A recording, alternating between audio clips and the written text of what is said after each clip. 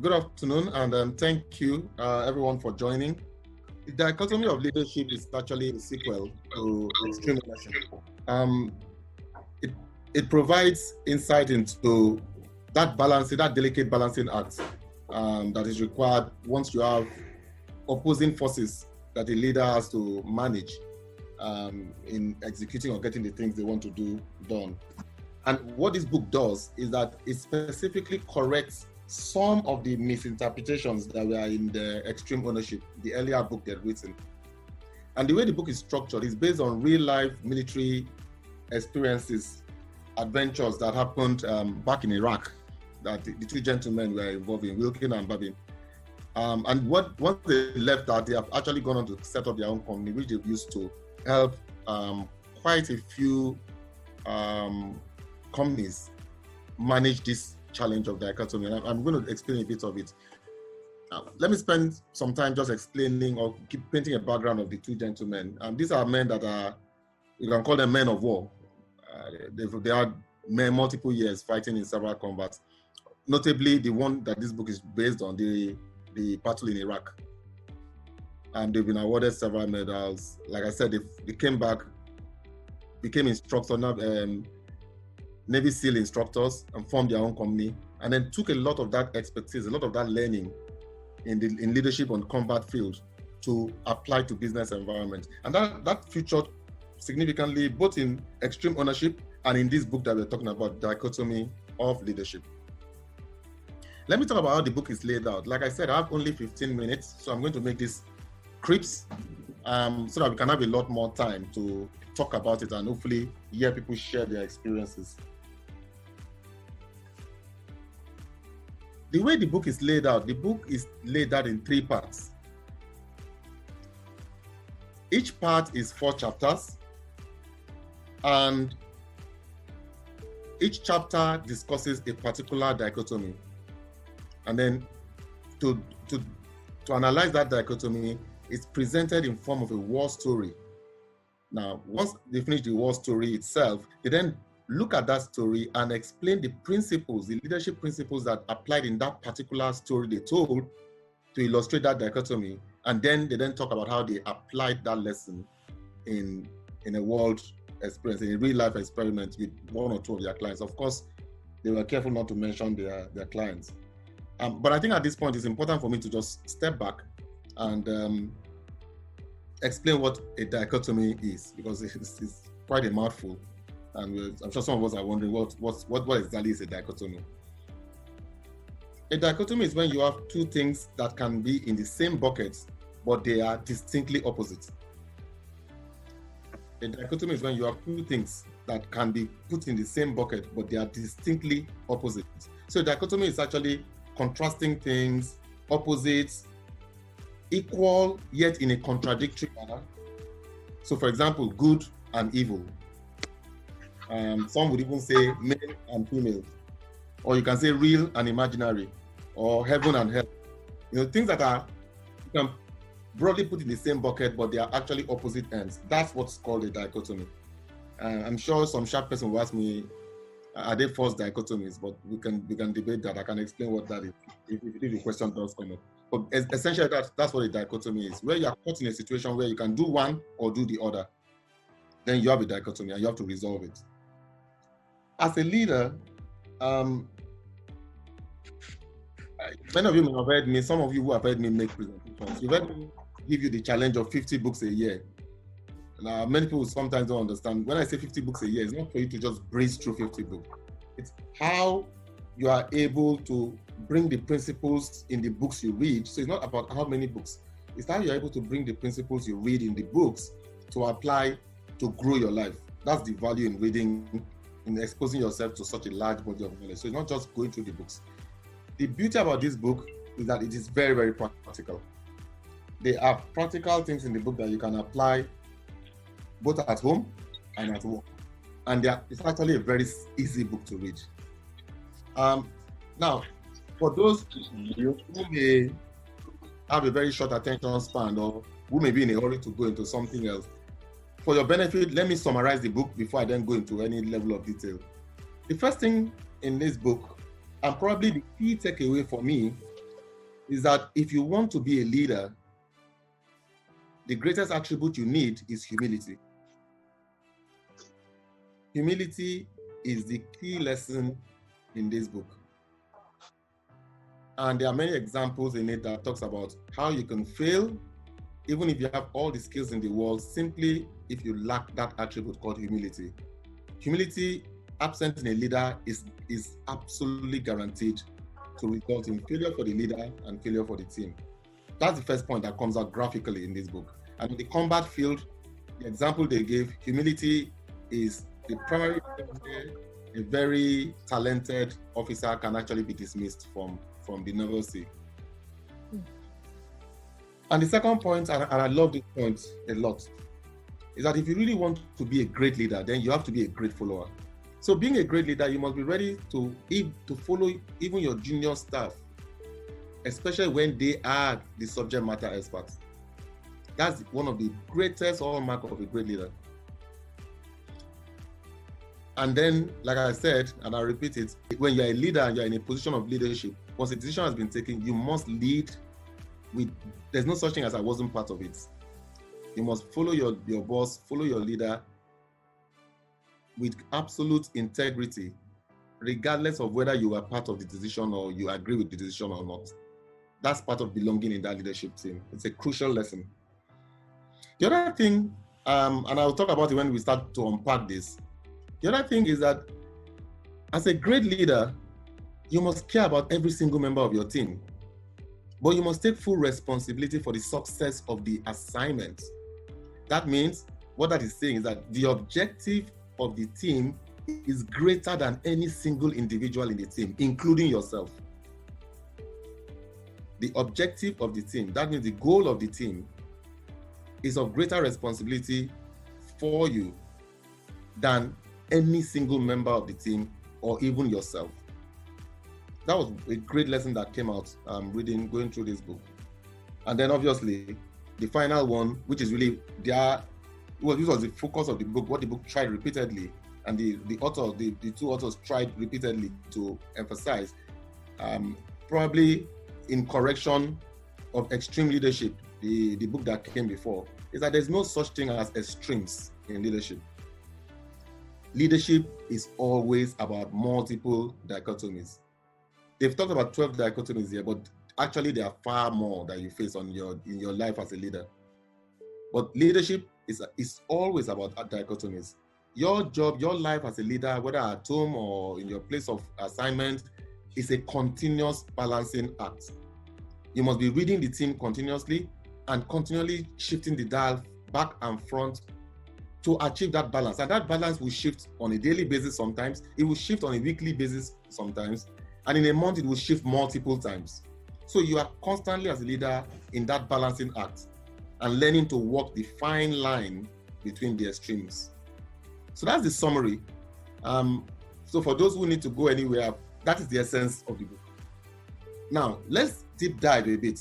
I really don't want to go through all 12 dichotomies, because then many of you will not go and read the book. So I don't want to give the impression that once you've listened to this, then you are done. You are not done. I've so condensed it that I want to stir your interest, but I encourage you to get these books and buy them. The good thing is that actually I have looked through the library here. They have quite a few on the shelf here in Lantana. So if you hurry, you might be lucky to get some. If you hurry and order yours. What I'm going to do is there are 12 dichotomies. So that I actually would like us to discuss it. So I'm going to spend time. I'll take four. I'll take 4 dichotomies, but I'll touch on the others. Okay. But I'll explain 4. The first one is something that we struggle with as a leader. You have to care for every individual member of your team, but you must recognize that as a result of having to deliver on the goal of the team, sometimes you may have to sacrifice a member of your team. This is a huge dichotomy. How can you love every member of the team, but yet it may mean you have to sacrifice a member of the team? Because the goal of the team is greater than any one individual. So if you're finding a member of your team for some reason is getting in the way of your ability to deliver on the goal, you have to find a humane way to remove such a member from the team because of the greater good. So the dichotomy here is love everybody in the team deeply, but you have to be a leader. You must be bold enough to lead and to take those difficult decisions, as painful, and they will often be painful to you to take those difficult decisions to ensure that the mission, the goal is achieved over and above any personal consideration. This is a very difficult dichotomy because as leaders, once we develop very personal relationship with people on our team, and when the time comes to take this difficult decision, you simply can't, you're frozen. Oh, I can't do this, it's a very difficult thing. Now, there are many others, but let me move from this. This is the first one I'd like to take. There's things about owning it and empowering it. That means as a leader, you cannot do everything. You should allow people, you are ultimately responsible for the overall goal, but you must allow your people the leeway, the room for them to chart the course. Give them flexibility to determine how to get it done. But the final result is still your responsibility. And then obviously, I'll skip being resolute and not overbearing. You can read through, I'll make these slides available to you. The other point I would like to speak to mentor when to fire, that's easy. Let me talk about training hard and training smart. A lot of us think that we need to bombard our people with training, train them. Training, there's a point you can train your people to that they become frozen. If you want your training to be effective, you must train hard, you must make it realistic, and you must apply pressure in the training. Pressure to make them take real life decisions in the training. That means the training has to be practical. And then training must be repetitive of the skill you want them to achieve. So that repetition enables them acquire skills. But if the training becomes too difficult or is designed to seem like you're trying to show up incompetence, then it stops being effective. So you can train hard, but you have to train smart. The third one I will speak to, and then I'll begin to wrap up, is discipline. Okay? You have to be extremely disciplined with your team. Keep the team in check, but you cannot afford to be rigid. And I'll explain what that means. What that means is that you have your standard operating procedures, your processes is great. Is to enable people maneuver quickly so they know the steps to take. But you must allow them flexibility for them to be able to come up with new ways of doing things. If you are too rigid, too firm on this is how we do it or we don't do it any other way, then you will kill flexibility. Okay? So that is, for me, extremely important, that you have to be careful to balance being disciplined and being rigid. And then the last one that I would like to speak to before I then try and wrap up and then throw this open, because I like us to, like I said, speak more, is you need, as a leader, to be focused but detached. Now, this is a dichotomy. How can you be focused and at the same time detached? But those are the two extremes. As a leader, you are not expected to know all the details. Of course, you must be attentive to details, but you are not expected to know all the details. Your job is to keep an eye on the big picture, the end goal. You are supposed to speak to the vision. If you're getting into the nitty-gritty of understanding how the bolt is tightened, how the knots is done, how the levers are raised, you are subsuming yourself. You need to be able to see the forest and trust your people to be able to handle the trees. Like I said, 15 minutes, we can't talk about 12 dichotomies in 15 minutes. The time doesn't even add up. But this is just to show you that as a leader, there are many dichotomies you have to continually balance, and I really encourage you to go and read the book. Now, one of the things that happened to me as I read the book, and I have to warn you as you begin to read, is that you're going to realize when you begin to read this book that you have many areas that you have to work on.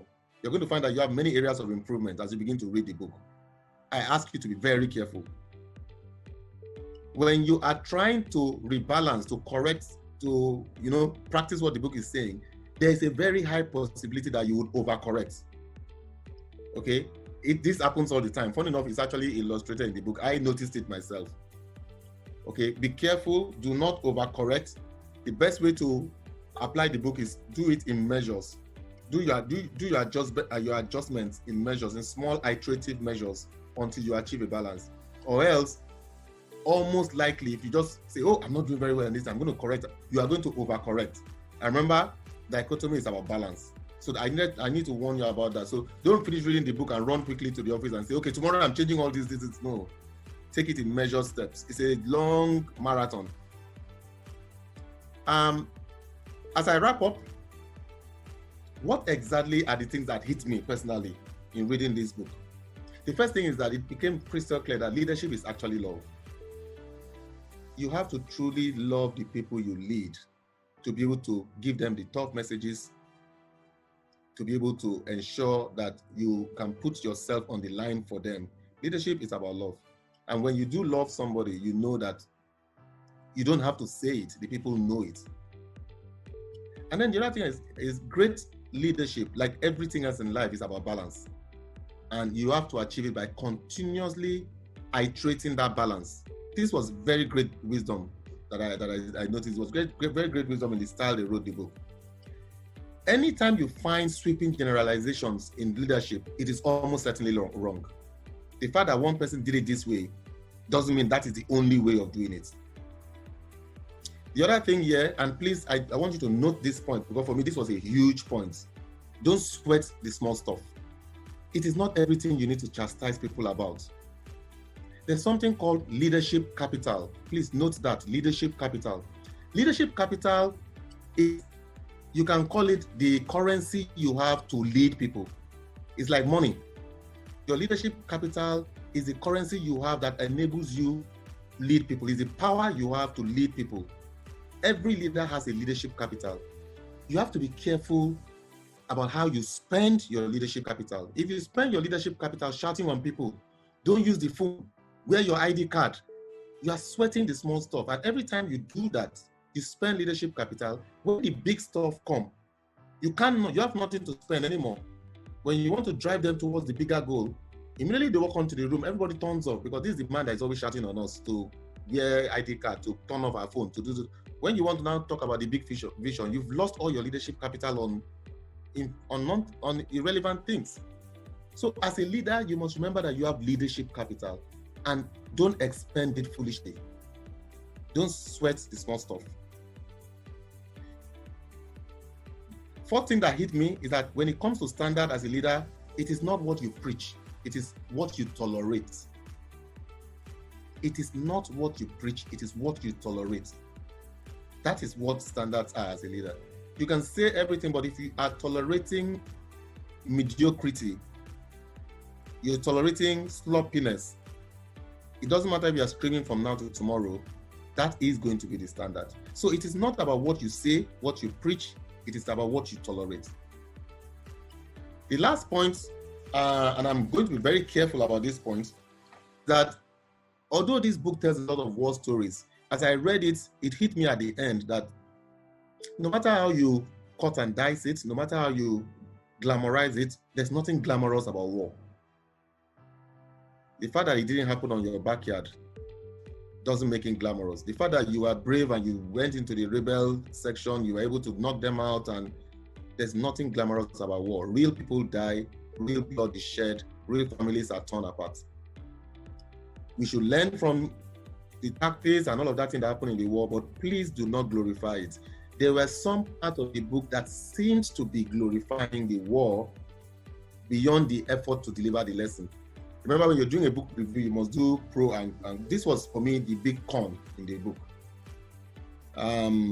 But these are men of war. So for them, you can almost, I don't want to say excuse, but you could almost understand where they were coming from. But honestly, when it comes to war, there's nothing glamorous about war. So if you're reading this book, try as much as you can to discount for the occasional spots where it seemed as if they were glorifying the things they got up to in the war front. Having said that, I would wrap up by encouraging you to get these two books. Obviously, it would be good if you can get Extreme Ownership, the book they wrote earlier, to read it, because they refer to extreme ownership a lot in this book. So if you can get it, It'd be great for you to read that, but it isn't necessarily a pre-read to this. You can read it without reading Extremely Ownership. But if you do get it, it'll be fantastic. I also encourage you to read Leadership and Self-Deception. This is a book I read just before reading this one that I'm reviewing. And Leadership and Self-Deception is amazing. I've actually used it in the prior webinars I've done this month.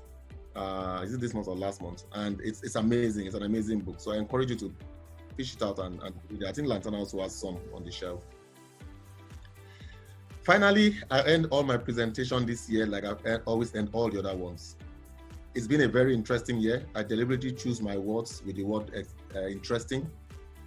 It's been a very interesting year. I think that the future is brighter. I think we shouldn't be despondent. I think we should continue to grow. We will beat all the challenges we are facing, economic, health. We will beat this.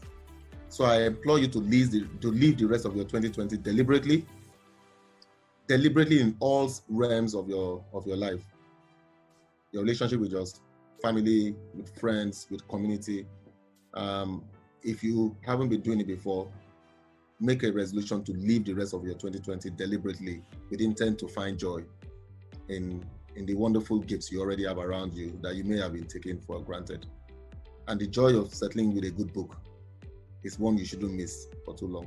And so on that basis, I would thank Lantana very much. I thank Mrs. Morgan and the team for the opportunity. I hope I've been able to do justice, or at least excite you enough for you to go look for this book.